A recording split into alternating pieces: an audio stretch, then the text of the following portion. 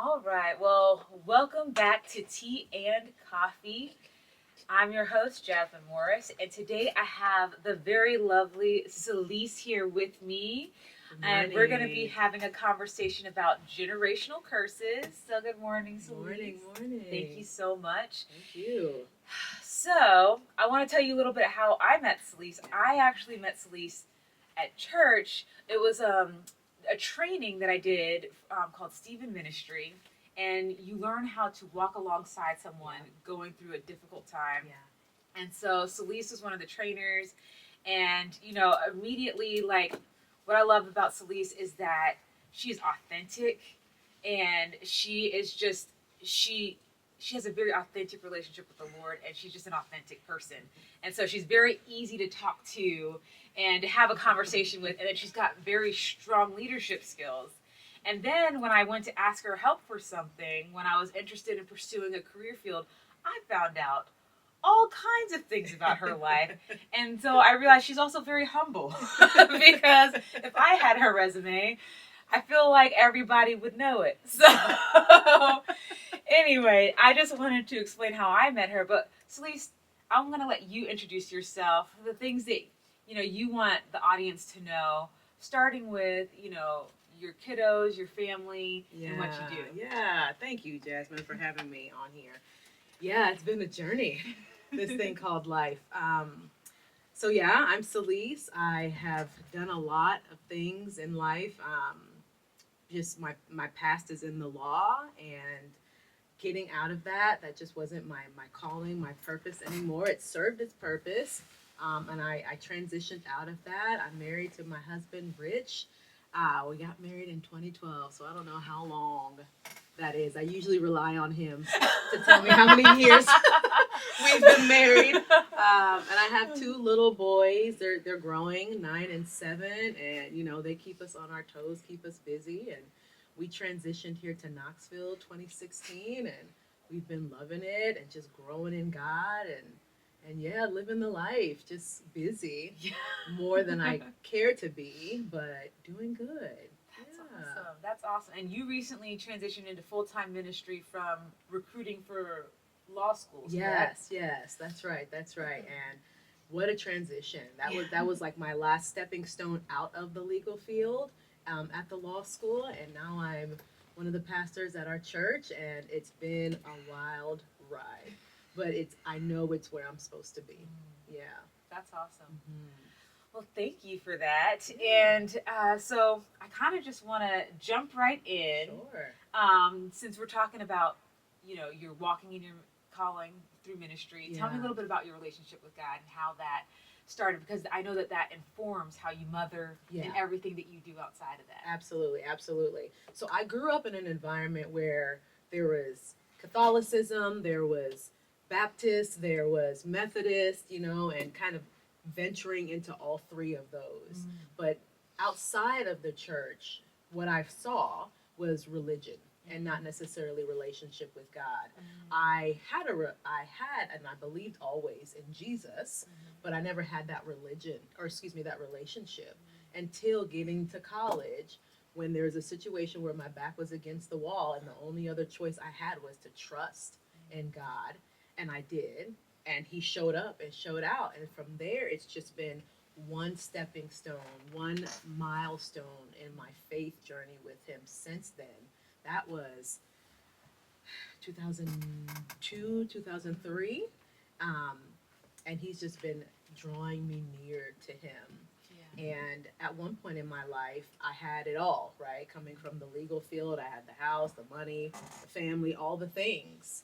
And I still felt empty. Still wasn't fulfilled in any way. I felt like almost I was spiraling. Wow. And I remember hearing God clearly be like, "Are you ready to try it my way?" Wow. And I said yes, right? Because I'm already at the bottom. Yeah. And it's just been an uphill journey since then, even through the hard times and the trials and the tribulations. I wouldn't change any of it if it means to have the kind of relationship that I have with him now. Yeah. So much so, and I'm sure I'm not the only one that can say this, just I can't imagine life without him. I can't imagine life without him, and walking with him and talking to him and even in his rebuke and correction, you still feel his love and his mercy, and it's just like, oh, thank you for correcting me. As hard as it is sometimes, I'm still grateful for that. So yeah, it's been a journey, but I'm grateful for it. Yeah, that's interesting. I think it's so interesting too when you talk about like having it all, but describing it as the bottom. Yeah. And it's such an interesting experience that I think a lot of people have. And it's like, but wait, I did all the things. Yeah. Why am I not fulfilled? Yeah. And it's like that's like one of those forks in the road. Yes. Like, do I continue down this path and just try to find ways to like self-medicate or make it feel like it's important? That's right. Or do I, sort of yield to this calling that I feel? That's so right. That's right. awesome. Yeah.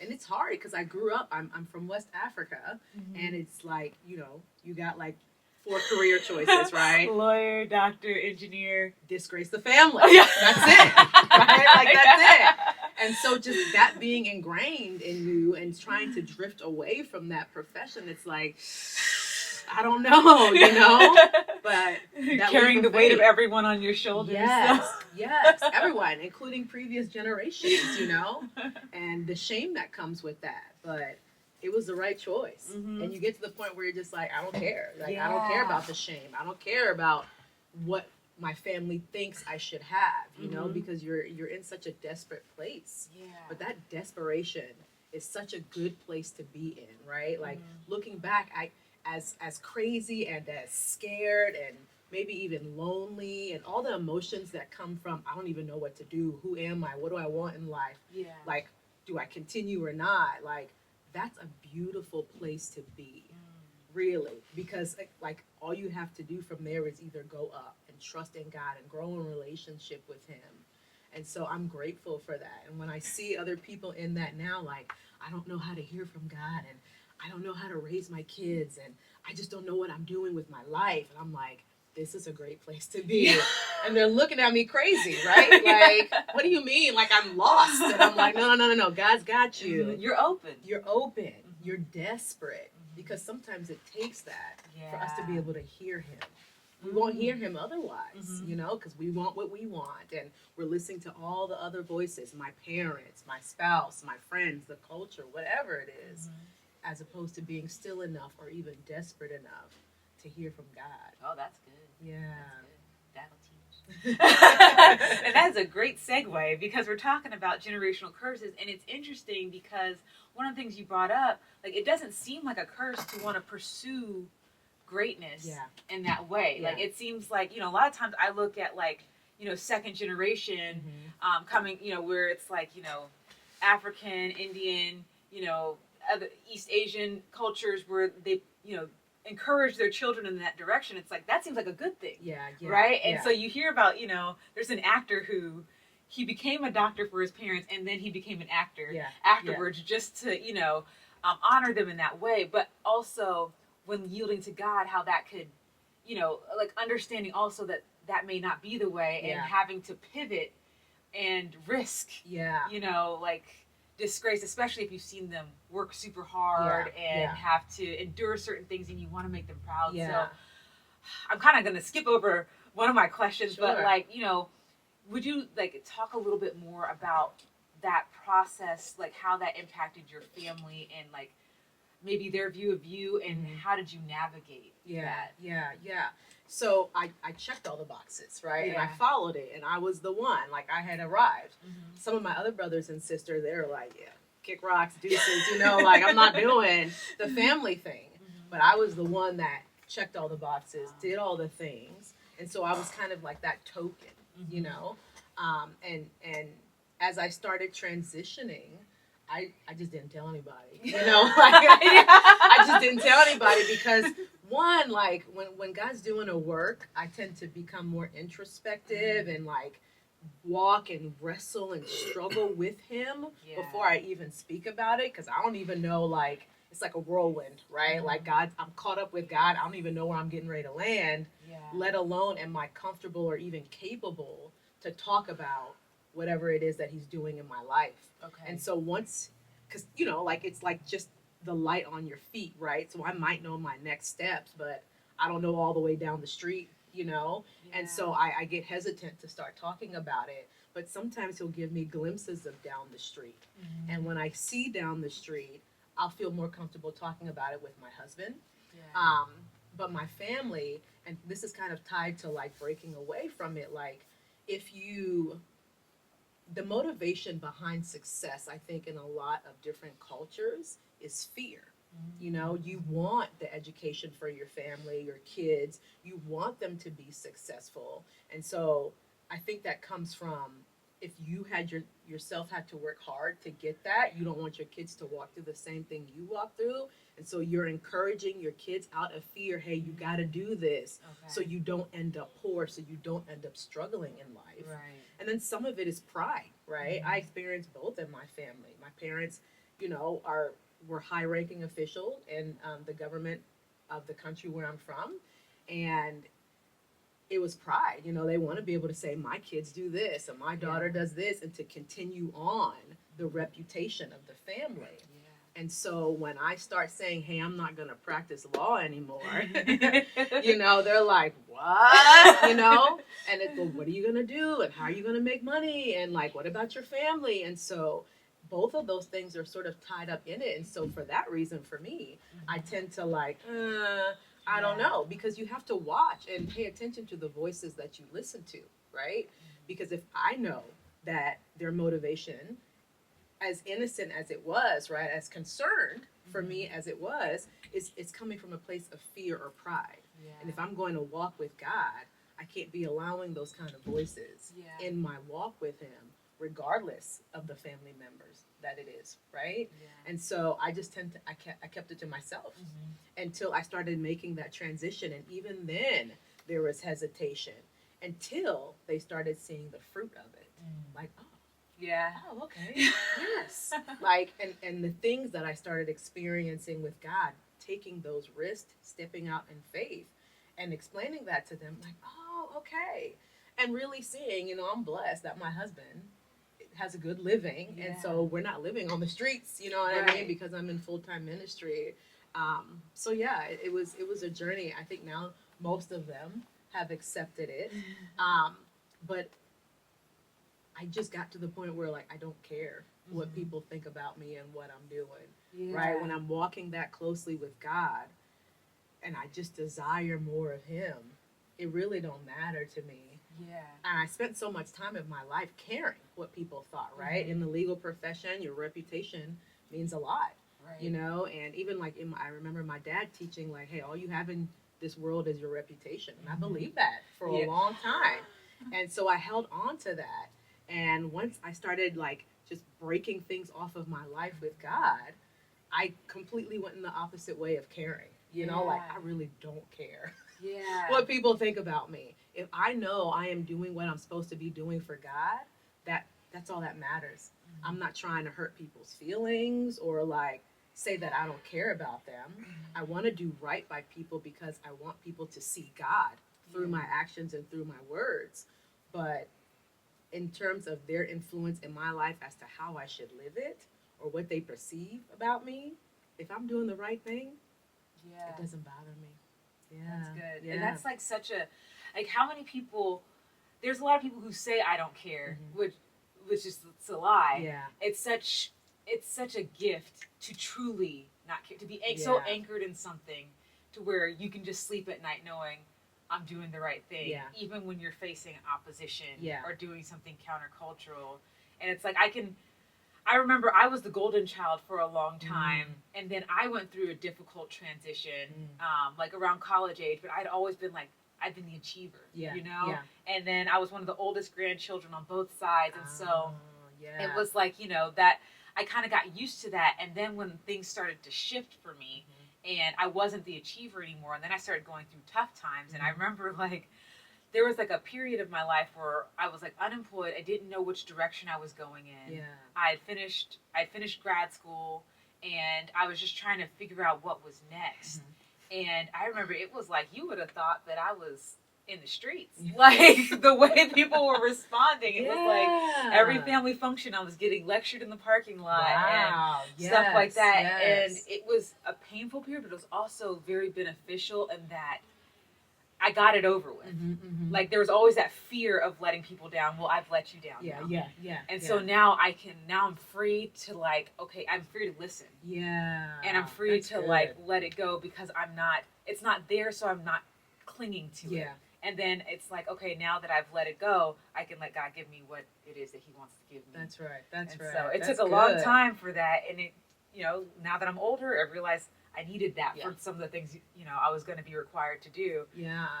But yeah, it's definitely that, when you love people and you've seen, especially when, you've seen people, your family, they work really hard. They really, they're trying to like, I'm doing this for you. Like I didn't get to do what I wanted to do, but I'm hoping through you, and you want to give them that. That's it's right. Like That's right. I want to be, a famous whatever that you didn't get to be because, because I love you. That's right. But then that may not be my call, and it's like I gotta disappoint you. And that's so good to learn as a parent, though. Like having walked through that myself, I'm very mindful of that when it comes to my kids. My husband, he came from the hood in Philly, and so he's just like, I want my kids to have everything, and I'm coming from a place where we had everything, and I still saw the drama and the mess and the junk, and so it's hard balancing those expectations. Like I want my kid, to be a ball player or whatever it is. I want my kids to be successful, and you got to check that and be like, no, like I want them to be God-fearing men that honor Him with His life, that love their wives, and that are in whatever it is they're calling. And you got to check it, even like when we see report cards. You know what I mean? Like you got to check it, like you got a B, like I know you can do better. I know, right. And even then, we got to be like, whoa. B is still good. It's art. It's art. It's fine. He's 7. It's fine.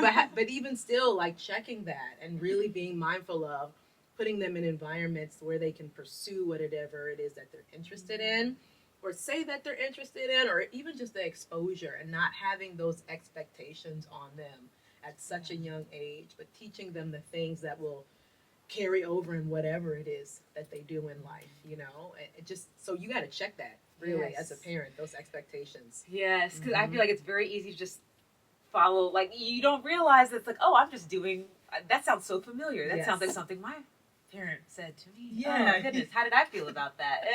Right, you got to ask yourself that. Yes, like, oh yeah, I remember when it was done to me, I didn't like it. Yes. Was it beneficial? Did it help me? I don't know. I don't know about that. Exactly. Yeah. And that's hard to do a lot of times in the moment. Oh man. So, okay. Awesome segue once again. So let me pivot just a little bit. Tell me about your relationship with your mother. Yeah. And what are some things that stand out to you about that experience? Yeah. So rocky, I guess, is the word. Very present mom. She was young, and by young I mean 26. So not super young. But I think the cultural differences played a big part in it, right? So my siblings and I are first generation to grow up, spend most of our lives in America. Okay. And so that transition, my dad always used to say, hey, when you're on my property, you're in Africa. I don't care what the government here says, And so it was always like this dichotomy of, even more so, living in 3 different worlds, really, not even just a dichotomy. It was, the expectations of African culture at home, and then there's Black America, and then there's white America. And I was living in all 3, and so and on all 3 of them had different expectations. And so I think it created just like, well, who am I? And at the, again, like growing up in religion, not necessarily relationship, I wasn't really told or even pointed in the right direction of who I was, like you're a daughter of God, and it was just like, no, you're who you are going to become through the money that you make, was what I was being fed. And that doesn't answer anything, and so I had like tension with that, trying to figure out who I am and the expectations that they had on me. And even just like in the culture, it's just like, you got a roof, you got food, you got clothes, you're in this big house with a basketball court and a pool and all this stuff. What else do you need from us? You know, we're guiding you. And so I think they thought they were doing the right thing, right? And me, out of my mom's kids, was the oldest. And so that expectation, right, coming from the oldest or for the oldest child was also there. Meanwhile, I'm just like I don't even know what this thing called life is. Yeah. And so I think that created tension. My dad was present younger. Okay. And then as I got older, middle school, high school, he started traveling a lot for work. And so he just wasn't around a lot more. And so it was on my mom for the four of us. Wow. And it was hard. It was definitely hard on her. But me being a young teenager, I didn't understand any of that stuff. I'm just like, hey, like I need you to be my mom. But she's focused on being a provider and a disciplinary figure, you know? And so there was just like a lot of tension from that. And it wasn't until I got older that I could recognize, like, oh, okay, now I see what you were walking through, you know? But that really got us off to a rocky start, I think, just like in maturity and in adulthood. And I went away for college just because I was like, I got to get out of here. And thankfully, that's where I met my husband. You know, I went, grew up in Georgia for the most part, but I went to Pennsylvania for undergrad. And so just being away and then me, myself, stepping into motherhood just gave the opportunity to learn, you know, and recognize or see her struggle, like, oh, okay, now I kind of understand a bit more what she was walking through. And so our relationship is better now, for sure. But again, like I think some of that fear is still there, and just making sure that I am listening to the right voices, right? In terms of making decisions and not making the same sort of mistakes and being mindful of that. I remember there was a point where just I wanted to be so different from her because I perceived, because I didn't know what was going on in her life, I perceived that as weakness, but it was really strength. I can see that now. And so I was like, I'm not going to be like her, like, and I ended up being like more like my dad, who was a bit more distant and like, just like, I can't do that, you know? And so thankfully God showed that to me. Like that's what I was doing, and that there is a place for space, but there's also a place for like weakness that can be perceived that way, you know, when it's really strength. You know? So we're doing a lot better now, and my kids love her, which is great. Good. She's around, and so it's been an interesting relationship, but I'm grateful. The one thing that I do remember a lot was we were in church, right? Even if it was religion, at least we were in the environment to learn from other people about God. You know, so like that from the beginning, I remember and being very grateful for. That's awesome. And it's like, I can relate to understanding my mother more as an adult. Because my relationship with my mom was quite rocky. I think our personalities were very different. My mom had a very tough, aggressive personality, and I had the milder, more sensitive personality. And she was concerned that I was going to be soft, and the world was going to take advantage of me. So she would try to do things to toughen me up, but really it made me feel like I didn't have support, and I became more submissive. Like I would take more crap, I think, from women. That because I was just like, well, I'm just going to lose anyway. And so she realized that when she got older, when she was going through therapy, and she like apologized. And so, but it was so rocky for a long time. And I remember thinking like very similarly, like I'm going to do everything so different. And then it didn't even take to me having kids. It just took me having my first full-time job and remembering my mom working crazy hours as a nurse, and then having to come home and cook and take care of everybody and stuff like that. And it's like, I'm grumpy and I don't have any kids or a husband. That's right. It's like, how is she doing all of that? You know, because my dad worked super late, so all of that stuff had to be done before he got home. And so it was just, and then finding out after I had my kids that she actually wanted to be a stay-at-home mom. But it just, they didn't agree on it.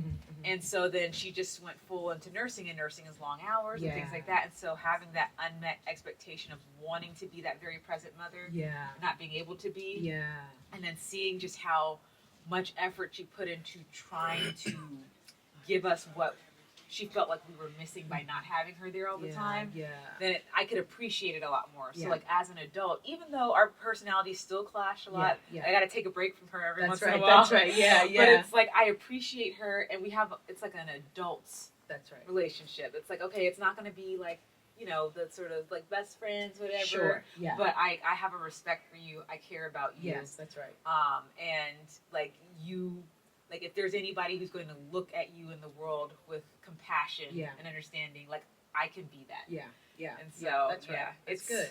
It's, you know, it takes some growth. It really does. Yeah, you know, maturity and openness, really. And I feel like that helps to keep from preventing the cycle or creating new negative cycles. Yes. Because, like, I can see, like, you know, even just looking back to, like, my mom, like, she had to basically raise herself because my grandma was 14 when she had her. Okay, yeah. And then her dad, she lived primarily with her dad, who was neglectful. And so she was her own parent for a long time. She said he would just be gone for days. Wow. And he would leave the checkbook so that she could pay the light bill. She was like 10 years old. Wow, yeah. And so it's just like, you know, so understanding too, like, she didn't have a model. So then it can make me appreciate her even more. That's like, right. I think you're just basing this off of TV. Yeah. You know, the shows that you watched, and you're just trying to guess. Yeah. Not knowing, you know, what happens. Yeah. So, that's just I'll pause for a second. Cool. Okay, so how would you say that your relationship with your mother, with your parents in general, what are some key things about that impact the way that you mother your children? Yeah, so I mentioned like trying not to be, right? I think that's just general. You know, we're all at some point we're like, I'm not gonna do that. My parents did it. I'm not gonna do that. And it's so funny because you find yourself doing those things. You do, and you can't even help yourself. Yes. Some of it you recognize, and some of it you don't even recognize. And thankfully, for my husband, he'll check me sometimes, which is I'm super grateful for. You know, to have that accountability. But being mindful of like, okay, you learn from their experiences. Like, you know, like if they were operating out of fear or if they were operating out of pride, you're like, okay, I got to be super mindful of the way that I interact with them in that way. When I say, you got to be in art, you know, like, and checking that, or, hey, you can't do X, Y, and Z because I said so. Things like that, right? I think part of it was, I remember not really being prepared for the world when I went to college, you know, because I said so, or just do what I say, or something like that. And there wasn't a lot of explanation. I don't even know if they could have provided an explanation, you know, again, what they were taught. Right. But I'm super mindful now, like when my 9-year-old asks like, hey, why do we have to do this? I need to like give him a reason, you know? Rarely do we say because I said so. Sometimes, you know, we just say it just comes out. Yeah. But, you know, like he's trying to understand and learn the world. Right. And so we want to have like a good foundation as to his why and give him those critical thinking skills, right? Like, and to be able to process, why do we do this? Not just because it's tradition or because I said so, but that there's a reason why, you know, we learn our chores, you know, and why we respect our elders or whatever it is that he's asking about.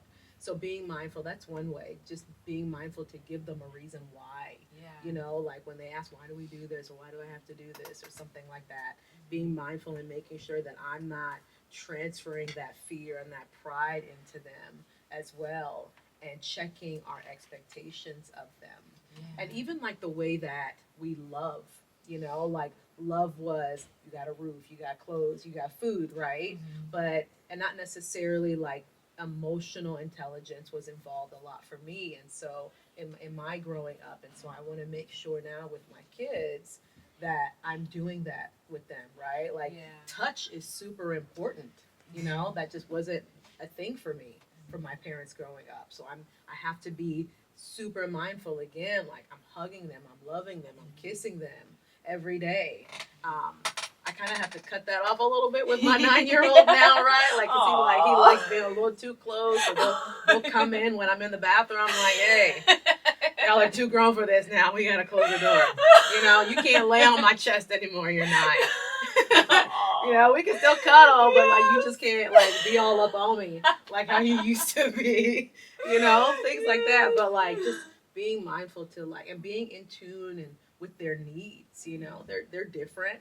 You know, that thing between the first and the second child, it's a real thing. You know, the rule follower versus the rule breaker. You know, like and discipline and loving them in the way that's most appropriate to them, not necessarily a blanket approach. Yeah. To raising kids. It just doesn't work, you know. If I threaten my 9-year-old, like if like, hey, stop, or like I'm taking your tablet, or like, you know, you won't be able to go play basketball, and he just loses it, you know, like, oh my gosh, yes. And then like my second son, like it's like he's like across the line looking back like, y'all see me, right? I'm over here. Okay, cool. Y'all ain't gonna do nothing. I'm gonna keep going. You know, like Yes. just and checking that, making sure that we encourage their strengths and build them up in their weaknesses. That second one who's super strong-willed, encouraging that in the right way. You know, my oldest is a little bit more sensitive, so being more in tune with that and how we discipline him. You know, so yeah, it definitely plays a role. Yeah. And even in both, right? Like my husband, he's got other struggles, right? From his childhood, bringing that into parenting that he has to be mindful of, right? And it just takes an awareness, really. And you just got to be super conscious of it and continually telling yourself. And that takes walking with God. Yeah. Because I really feel like that's the best relationship to judge parenting, right? Like as you're encouraging them or disciplining them, whatever that looks like. Well, that makes me think of too, like my kids. So, like my oldest is the strong-willed one, my son, and my daughter. Like I've already noticed it. Like my son, he's so strong-willed. Like from day one, like I could see it in his eyes. Like he was born, he cried for a second, then he folded his hands and just looked around. He literally folded his hands like this and just looked around the room. And so if you're only listening to this, I'm folding my hands like I'm like a businessman. Okay, like that's how he like. After like 30 minutes after he was born. Wow. And so he will be one I have to like, I'll talk hard, sometimes I have to speak really harshly just to get his attention, Yes. or like, hey, you want a spanking? Yeah. Just to get something. And my daughter, she's a year old, and I remember one time she like bit me or something, and I went, owie, and she goes, ooh, and she starts crying. Like, my son doesn't care. He will bite, kick, whatever, and he thinks it's funny. Right. And I'll be like, ouch, ouch, ouch, and he'll be like, ha, ha. My daughter, I just say, ow, that hurt, and she's like crying like it's. Oh my god. She's definitely more sensitive, and so my mom, I sent her a video of like my daughter. She goes, it's funny, you talk to Eliana different than you talk to Ezra. And I thought about that. I'm like, yeah, well, they need different things. Yeah, that's right. They do. I don't need to do all of it with Eliana that I need to do with Ezra. Yeah. But like one of the things that I'm trying to be aware of as a parent is, okay, recognizing those differences, but knowing that they are good. Like God has given it to them for a reason. Yeah.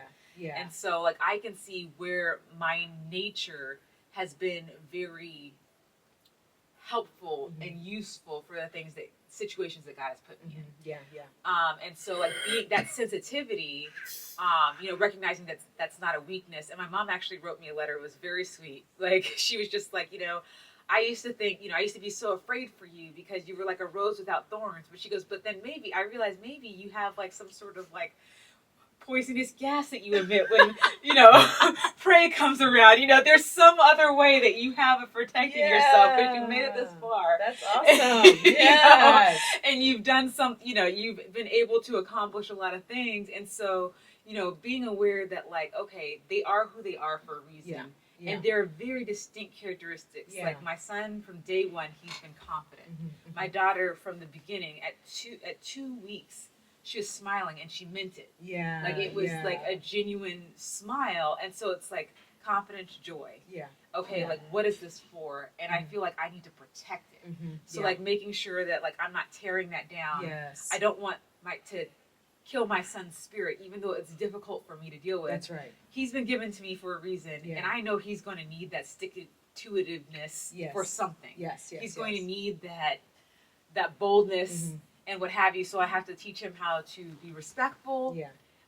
but also to be able to keep that that vigor, because there's something the world needs that he's been given that to. And then my daughter's joy, like teaching her how to, like, okay, you can be discerning, but then also that joy is not a bad thing. That's right. That's right. It's not going to hurt you, and recognizing that she has strength, and it may not be what everybody considers strength in the world, but there is, you know, there's something there, and I can teach her how to protect herself. And just even them being siblings, they can grow from each other. That's right. And trying to encourage that relationship to where I'm not comparing them in a negative way, but it's like, hey, Ezra, look out for your sister. You know, make sure, you know, if you see somebody being sketched, like he's probably one who's going to want to fight. You know, that's it. That's it. It's like you can defend her, and hey, Eliana, hey, make sure your brother's not too serious all the time. That's it. You can make him laugh, you know, things like that. So that's kind of how, like, learning from my parents, and like just seeing my mom's process in learning, and like the way that she's apologizing is teaching me, like, okay, I actually didn't realize that, but like that's helpful for me. I can pass that along. You know? That's right. Yeah. So that's good.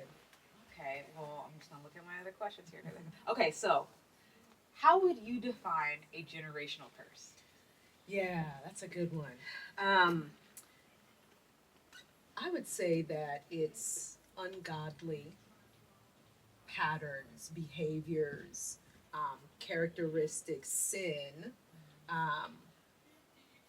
that carry on in your family. From grandparents to parents, or even aunts and uncles, you know, that just have a hold on you guys, on the family. And like I said, it's just ungodly sin and behavior that can be learned, you know.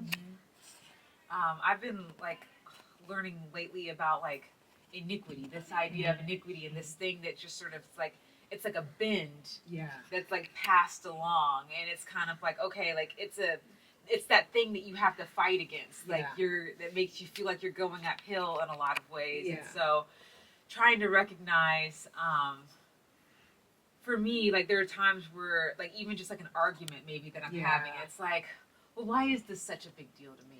Like, if this is not a big deal to this person, or there's a lot of people where, hey, like, they're not as sensitive about this, or maybe, like, you know, this seems like it's so much easier for them. And then if I look back at my past and I can see, like, oh, like, some of the people that I know struggle with it. And then trying to, like, work through that. And so, that's kind of, when I think of generational curses, it's kind of associated with that for me. How have you done with, like, what are some things that helped you identify what those were to be able to work through it? That's good. Because you don't. You don't identify with them initially. Some of them you can, but a lot of them you don't even know until they come out, you know, or you start questioning, like, why is this such a struggle for me? And so, two things. I would say, just one, my walk with God, and asking him, like, hey, I need you to move these chains. I need you to move these bondages. I need you to reveal to me the things that are keeping me from walking in freedom and my purpose and experiencing all that you have for me. You know, how do I get rid of them? How do I communicate, right? That's what I'm walking through.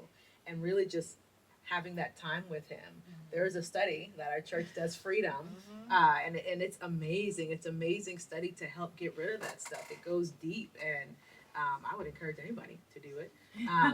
But just walking through that, getting even, like, the resources, the books to help you understand what it is, to make you ask those hard questions, to be able to face them, you know. Some people are just like, nah, ain't nothing wrong with me, you know, like, and just don't want to accept it, but to have that openness to be like, there's sin in my life because we're sinners, and being able to accept that, right? And being a sinner doesn't necessarily mean, like, you're condemned, you know. I think Christians have a hard time sometimes calling themselves a sinner, you know. But it's like, if you don't, are you really a Christian? Exactly. And so just recognizing that, being open to say, all right, God, like, reveal these things to me so I can change them, so you can change them, so I can be more free. And so asking God for that. And then I would also say, like, oh, what's this thing called? a life graph, right? And so I did this in Win College, this thing that we provide at our church, this class. It's really good. And they go through, you have to sit down and think about the sins that you have seen in your family, right? And from your parents to your siblings to your uncles, your grandparents, grandparents, whoever you know, right? And think about like the things that you have seen them struggling in. Literally, physically draw it out and map it out. And I remember doing that and seeing like, there's homosexuality there, then it's in the next line, then it's in the next generation, you know. Okay, there's infidelity, you know, in that generation, in that generation, in that generation. There is anger and pride in that generation, and just like wow, like that's how it just makes it so much clearer, right? And prayerfully open you, like, okay, like if this is going on in my family, then I gotta check myself, you know, and really get rid of that. So that life graph thing was really good, and figuring that out. And I didn't ask. I think some of the people that I did it with, they were like, hey, like, what did you struggle in? And what are some of the things that you know, how you've grown with God? I just like thought, like, you know, and I can't even imagine if I asked, you know what I mean? Like the things that I would find. But I found that to be very helpful in recognizing that as well. That is helpful. And it's, you know, it's interesting because I've been like looking at like, you know, studying like, you know, the idea of like deliverance. And that's basically what freedom is, where you're recognizing, okay, these are things that are passed down. These are bins that I have. These are things that and then some things you've exposed yourself to. So it's like, okay, let me identify it and release it. Yeah. And one thing about the freedom study, there's like a conference. I participated in the freedom study. There's a conference afterwards, and one of the things that's really impactful is they have a man go up and to stand in the place of a father and apologize on behalf of things that fathers often do in ways to hurt their children. And then the same thing, a woman stands up and apologizes on behalf of the mother so that you can have that release. You may never get that from your actual parent, but just to be able to have the imagery or the idea of it, to be able to just be like, okay, I can release that. Release it. And so, and then like with me right now, like I'm doing therapy. I do it once a month. Yeah. And I started right before my daughter was born because there was a lot of tension building up in me. And then there's a lot of arguments that I felt like me and my husband just kept having, and I couldn't get past it. It was just, you know, there's like this bitterness and stuff that was building up in me, and I'm like, why can't I express this? Why can't I release it? And so just having somebody neutral to talk to, where it doesn't feel like it's gossip, or it's not going to come back to somebody or something. You don't have to worry about what their intentions are with it. And being able to just get it out sometimes. And then you can sometimes, you know, if you're a person who processes out loud, then that can help you identify things as well. That's right. And so that's that has been helpful with identifying things with me. And then also just like, you know, talking about motherhood and money, one of my things, it's like I'm not a big spender. Like I don't like to buy clothes, things like that. Like I will wear the same thing for 10 years. But I like to eat out, and I like to, you know, I like expensive coffee. And that has been a source of tension. And I remember at one point, like I had my own little account, and like I had money that I was making from gigs here and there, and it was like a hidden account so that I wouldn't have to, like, no one had to see what I was spending on coffee. But like just to get out of the house with 2 under 2 for a while was just such an ordeal, and I wanted to give myself something as like a gift. But then when I looked back at how much I was spending, and then when I ran out of money in my private account, I remember I had like a mini panic attack, and I'm like, what is this? Like this isn't okay. Like there's something unhealthy about it. And I'm still kind of, you know, I wonder if I were to ask, like my parents about that, what I would discover. But that's something that has come up recently where I'm like, okay, there's something pushing this. Like there's a pressure to do it, and that I have to like resist in order to, and then it's like, okay, let me just go out with my kids and take them somewhere and not treat myself to something. And like, you know, this concern of like feeling miserable and stuff like that. And it's like, well, maybe you need to deal with that. Yeah. And That's so good. that's one of the I'm thinking that there's something generational about that, but I haven't quite figured out how to unpack it just yet. Next therapy session. What about you? Like, what's something that you're working through? Or I think some of that is cultural too, right? Like when you read about like the Israelites in the Old Testament, like it wasn't just a specific family. Sometimes the curse was cultural, right? Like the sin was cultural as well. And our culture is bent, right? On spending money. You know, and so I think it's good to recognize that in your family, but like you got to resist the world around you as well. And the world around us is spend, you know? And so I was in that environment where like my dad was a big spender. He was like an all or nothing type of person. Like go big, like we're like, you know, in Singapore for a month for the summertime, or, you know, we can't afford a car, you know, like, and it's just that kind of extreme. And so some of that created fear, right? Like I got to save money because I don't want to be in that position. But on a day-to-day basis, also, it's just like, well, you know, we'll get more later. Kind of like how he was, you know? And so we have to be very mindful of that in addition to, like, the culture, right? So, like I said, my husband comes from, like, not a lot. And so he's, like, he's arrived now, you know, compared to, like, a lot of his family members. And so he's just like, yeah, we'll make more money. Like, let's get this and let's get that. And the boys want this. And it's just kind of like, nah, like, you know, and even that desire to like not suffer, you know, or not be poor, or to be able to have what you want because you're working hard for it, right? Like that concept alone, right? Like I deserve because I'm working or whatever it is. You got to really check that.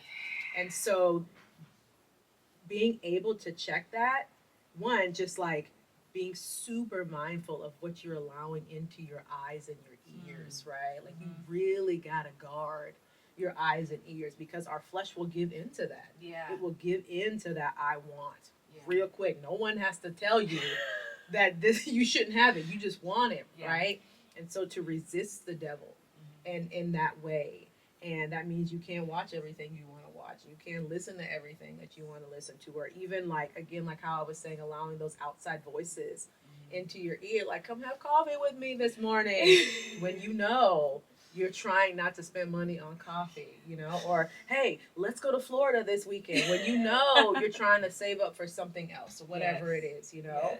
And I think also as a mother, like we're trying to teach our kids about money. You know, I think something that particularly in the Black community, we don't teach our kids about money and investing and tithing and saving and all those kinds of things. You know, we just like, we got it, we spend it. We may save a little bit of it, you know?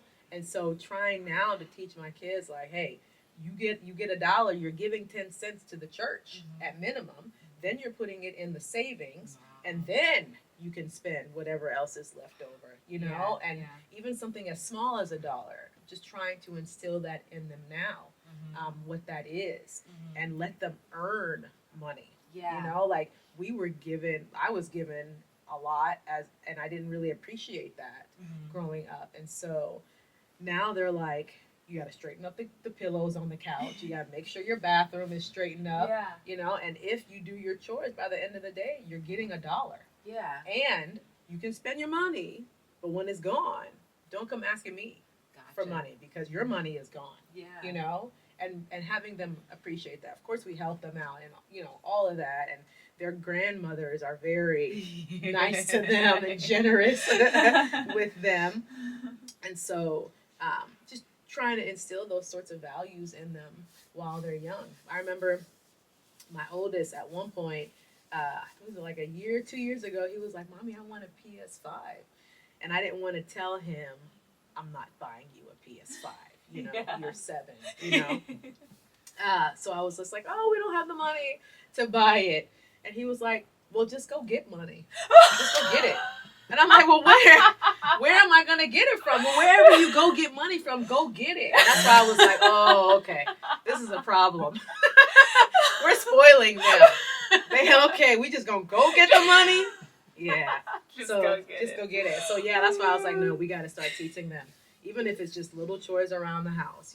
Teaching them the value of $1 and how to spend it. There's this program called Greenlight. Okay. That we use, that we just got, my husband and I, for the kids. It's kids, like they have their own debit cards. Oh. That's linked to like one of our bank accounts. Uh-huh. And you put money in it, people can send them money. They can use it as an actual debit card. That's cool. But when the money is done, it's done. Uh-huh. And they get to see how they're spending their money and how quickly it goes, Right now, they just want to spend it on video games and candy, But like, it's important. It's important for them, And so, but once they get to see it, and so we're using that even as a tool to be able to help them learn about money.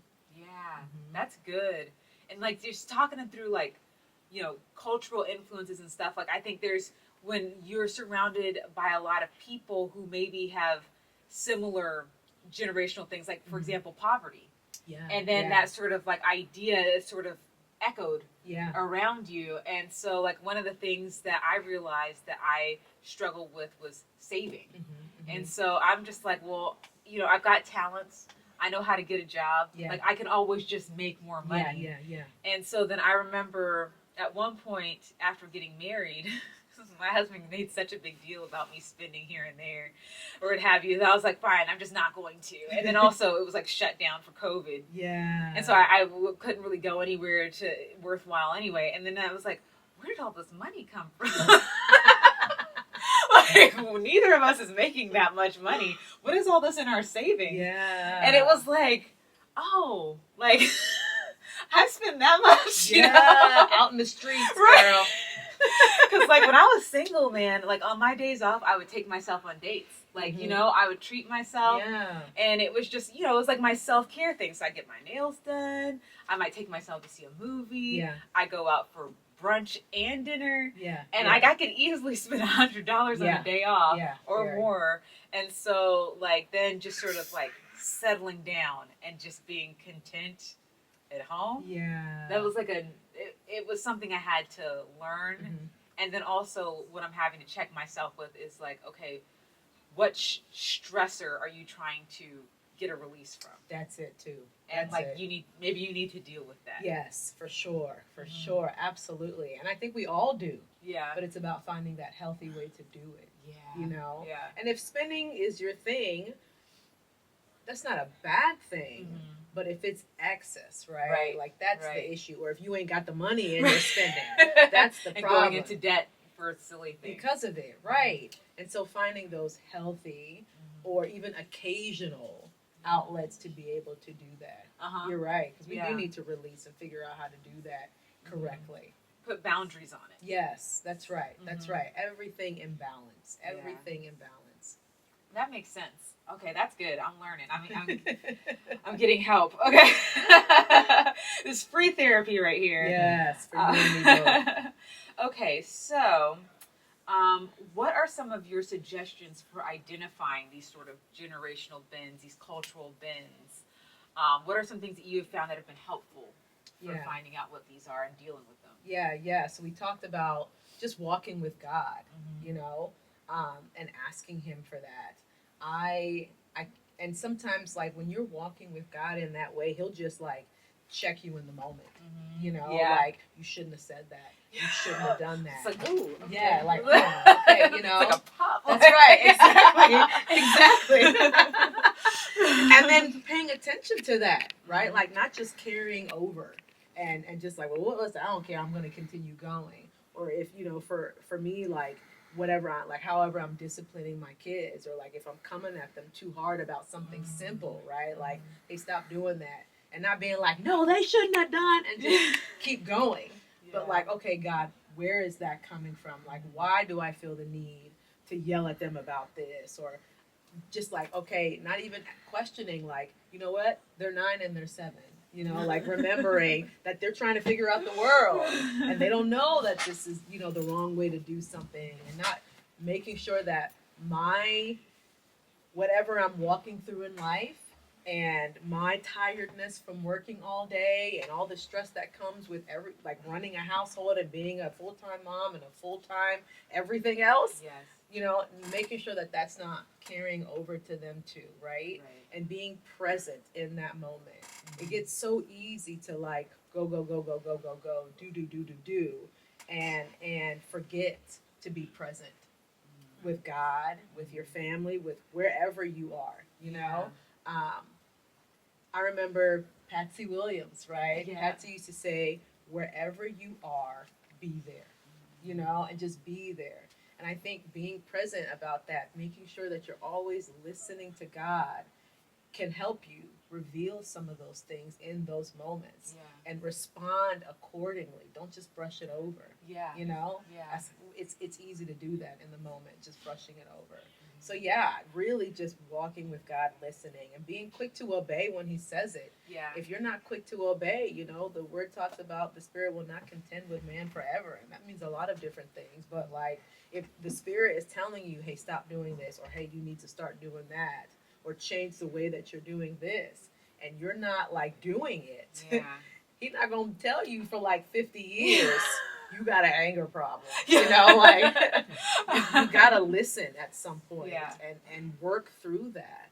So I think that's the biggest thing that's really helped me, just walking with God and being open to Him and learning to be quick to obey. Really. And that one thing that you brought up earlier too, is like when you are in that moment of desperation and not knowing, then just turning to God if you haven't, if you haven't already.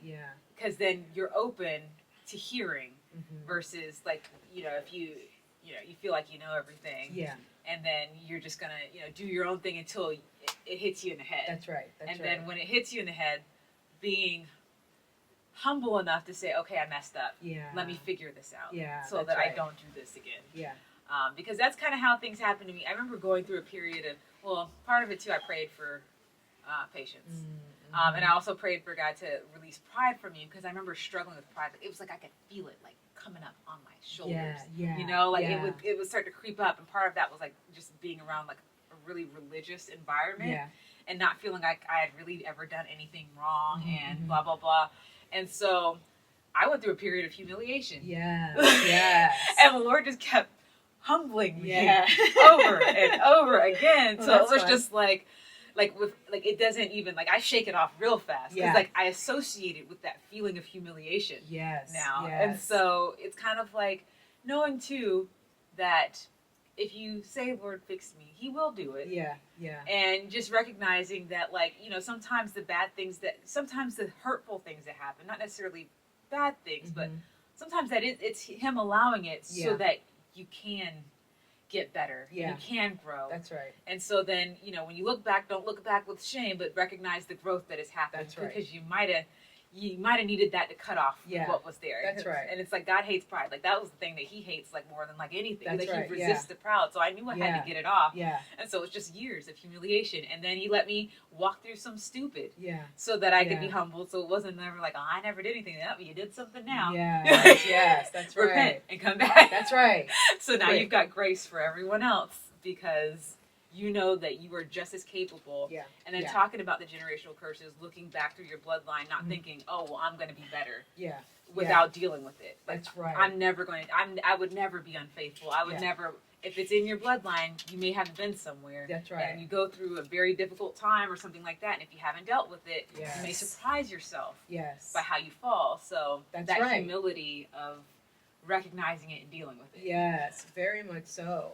And I just remember pride being a pillar for me as well, because for me, pride came from fear, right? If we're walking through life, we're either walking from faith or we're walking from fear, right?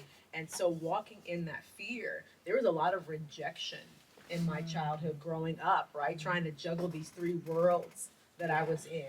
And I remember being like, I'm not going to let nobody hurt me, And there was the root of the pride coming from rejection. And it just got stronger and stronger, as I was dating. I remember being like, it's Celisse way or no way. You know, like, you either gonna get down or lay down. You know, like, are you gonna do it my way or not? Because if not, I'm gonna move on to the next. You know, and that was, and I was proud of that. Mm-hmm. Even the pride, I was proud of the pride. Yeah, You know, it was a defense mechanism, mm-hmm. and God had to humble. You know, He had to humble me to be able to get that pride. Actually, like, being lowly and meek was my word for the year a few years ago. Wow. And lowly and meek before God, but also before man. Mm-hmm. You know, I could do it before God, but doing it before man, that was hard. Yeah. You know, to be able to do that. But and remember, like, right, God resists the proud, and remembering the Bible saying you need to humble yourself, right? Like, not God. You need to humble Right. yourself. This is right? your job. This I'm is helping your you. job. Exactly. And if you don't, He's going to resist you, right? And I don't want that resistance, right? Because I don't want to be, I don't want you guys to humble me in front of people. Yes. You know, and so just learning how to do that and is a challenge of itself.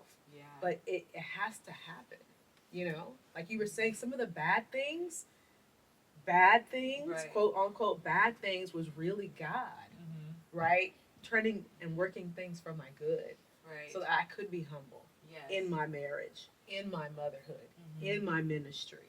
You Yes. know? It's Yes. important. That's so good. That's so helpful. And like, I'm just, the things that are coming to mind right now is just how the root of that pride was rejection. Yes. And so somebody on the outside looks at you as like this very confident person Mhm. who's just like, you know, Yeah. what, you know, but the fact that the root is rejection and it's trying to protect Yeah. something that's hurt. Yeah. It's so interesting. And like, that's why it's so important to like having that standard, having Yeah. Jesus as the standard That's right. to help you realize where things are coming from. It's Mhm. like, okay, I don't look like him right now. Yeah. Even though this is perceived as good, Yes. let me go back and dig and see where this is coming from. That's right. That's right. Because then Yes. it's like, oh, I've been hurting this whole time. Yes. Like Yes. I've been in pain. That's and it's right. been ruining all of my relationships. Yes. Yes. And not even knowing it. Or Right. even being proud of it. Right. Right? Like, I'm confident, like something wrong with them. Right. You know? But really it's you. Right. Oh my gosh, yes. And then when you get through that, when you realize that, it's like so much freedom, and then it's like, oh, I don't have to, I can put up boundaries, but I don't have to like be fighting That's it. an invisible war Yeah. all the time. And Yeah. then sometimes hurting people who are trying to help me. Yes. And then, you know, maybe even creating a root in their heart because That's right. I Yeah. didn't realize that trying to protect myself from a bully, I became a bully. That's right. Or something like Isn't that crazy how Yeah. that happens? Uh-huh. Crazy. Yeah. All the time. All Yeah. the time. Yeah. Wow. Oh, this is so good. This is so good. Okay, there was like one other thing I wanted to say, but I feel like I forgot it. But it was just, that was just bringing up, like, just, I don't know, it's just helping me with the things that I feel like God has brought me through and like helping me to grow, just like acknowledging that process. Mm-hmm. But anyway, this has been awesome. Thank you, Celisse. Thank you. Thank you so much for taking the time out of your busy schedule to like have this conversation. Absolutely. Absolutely. Get to know each other a little better. I feel like Yeah. anybody I have on here, like having these talks, it's like I feel so much closer. So like these are all going to be like my close friends. We're besties now. Yeah. We're besties. This is not the podcast. You've just become like, you've just been suckered into a friendship. I'm not going to release anything. I'm just kidding. Oh, would it be all right if you did? Yeah. Well, once again, thank you so much. And special thanks to The Bottom for hosting the podcast for us, and Dash, who's our sound engineer. And I just really appreciate anyone who has helped make this happen. Be blessed, don't stress, and be nice to yourself.